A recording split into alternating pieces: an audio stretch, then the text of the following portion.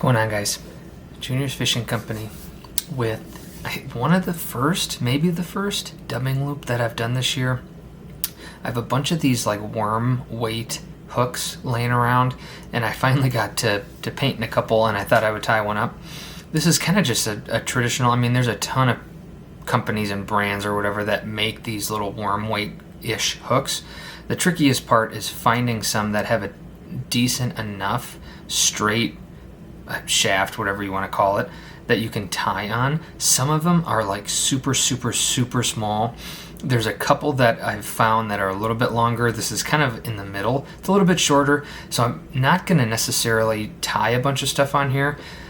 In my opinion, a good way to put a lot of stuff on a small amount of hook is a dubbing loop. I put just a little bit of a thread bump there and put just a little bit of super glue down. I really don't think you have to do that. It's kind of just me being a little bit crazy. What I'm going to do is this should just be a pretty quick video. I've already made my dubbing loop. I used, it's going to be black. I put on some Squimpish, I can show you in a sec, some Squimpish Hair in black, and then some black Arctic Goat.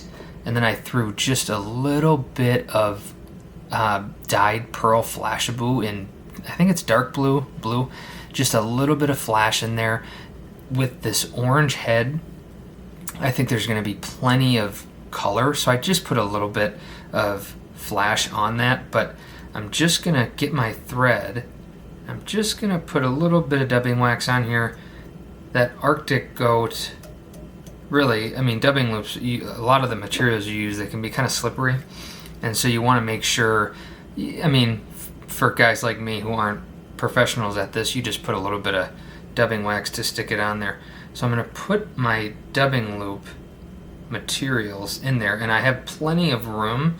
You can tell that I put a lot more thread out than what I'm going to actually need. And I always do that kind of intentionally just because I want to make sure that when I separate some of this stuff, I'm not running out of room. It's already pretty much tapered as much as I want it to be. I'm just going to you can kind of taper it when you're building the dubbing loop. You just want to make sure that there's some material at the top. You can get really close to that thread, but when you start spinning it, you're going to lose some of that stuff. I'm still going to lose some of this material, and I'll just kind of trim right at the top just to make it a little bit shorter. Not necessarily worried about making this even or anything. You can make the materials closest to you a little bit shorter because that's what spins first. This bait's going to be probably between 4 and 5 inches. I was thinking more of, if I can get 4 1/4, it's going to be a smaller bait. So I'm just going to make sure, really what I want to make sure is all of this is evenly spread. And I want to keep this short because I don't have a lot of room to wrap this stuff on. So I need to keep this short. I could get my thread out of the way, but that seems like a waste of time. So I'm just going to start spinning this. And when I get that thread locked in, I can really start to spin kind of quick. I just want to make sure that all those materials are trapped in there. And I can get that wrapped. And I've got this little Stanfo, it's almost like a pen, but it's got this really sharp needle point on it. It's perfect for stuff like this. So what I'm going to do, I'm just going to kind of lightly brush this out because I only have a few turns on there. So I don't want to, come at this with a dubbing brush or anything yet. I want to make sure this first step is just to make sure nothing's super tangled. And I'll just get a few more really good spins. And then I can kind of come in with like a little Velcro brush or something like that, or a comb, and I'll get down by my thread and really pick this out. Again, just a super simple dubbing loop design. Nothing fancy about it. Squimpish is awesome. It flows really well. And Arctic Goat is just a really, really fine, natural material. I've always been a really big fan of Arctic Goat. I might give this a few more spins. I don't want to break my thread. I can tell kind of at that point where it doesn't want to spin anymore. And all I'm going to do, looks pretty good. I really didn't lose a ton. Is what I'm going to do, I have a little bit of water right here, kind of just wet my hands. That Squimpish isn't really going to want, it doesn't absorb really a ton of water, but that goat is really going to bend back pretty easily. And I'll just get all that pushed. It really takes longer for me to build the dubbing loop than it does to put all the materials to make the actual bait itself. So I'll get all that pushed back. I can work my thread up, and whatever I don't fit on here, I'm not worried about it.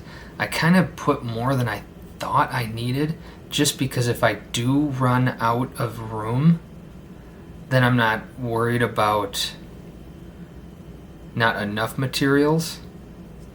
And I'll just kind of spin this around, and if I get, close to my head and I'm running out of stuff, then I can just open up those wraps a little bit and get everything there. But really,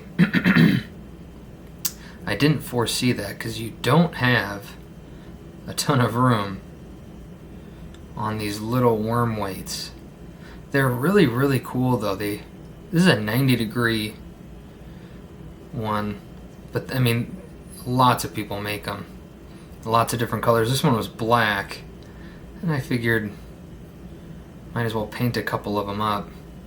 So I'll just get that down there. It's not a thick hook, so I'm kind of, when I wrap this, I'm pinching the hook a little bit to make sure that I'm not going to bend it or anything, because you could easily bend this out.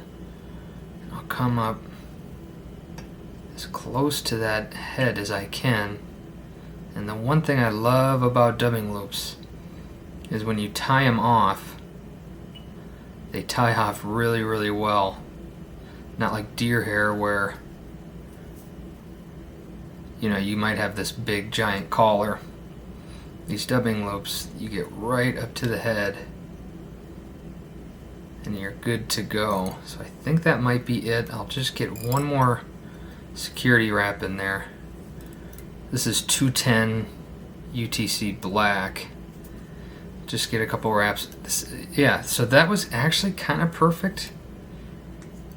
I would have rather had to cut some materials off than have to make some more open spiral wraps. But I'll get this combed. Well, I can really just whip finish this, get a couple wraps down there just to lock everything in place. I could build up a big collar here and just try and even it out, but I'm not too concerned about that. I don't know if this whip finish is gonna, there we go, with that big eye. Just 3 turns, tighten that up,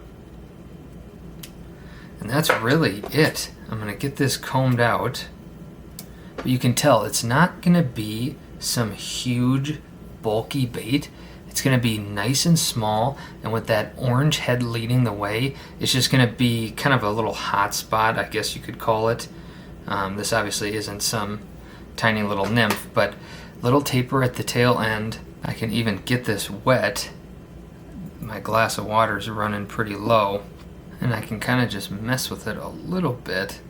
It's going to be pretty thin, but I think when this stuff gets in the water, it expands just a little bit too. So it should be a little bit bigger than what it looks like here, but just a really thin, again, kind of like a worm, right? So that's what I was thinking. If I fish this off the bottom, if I'm jigging it vertically right off the boat, or if I'm casting it, it's kind of supposed to be that worm-ish type bait. Obviously, dubbing loops tend to have that cylindrical look to it, but you know, the front is going to be thicker than the back. I could have manipulated it a little bit where it would have been more even, but little worm weight dubbing loop, bright orange. You'll see that thing from a mile away. Little bit of flash in there, but quick, simple. Pump some of these out, black, brown, olive, stuff like that, and get jigging. Junior's Fishing Company. Like and subscribe, drop some comments below. We'll see you on the next one.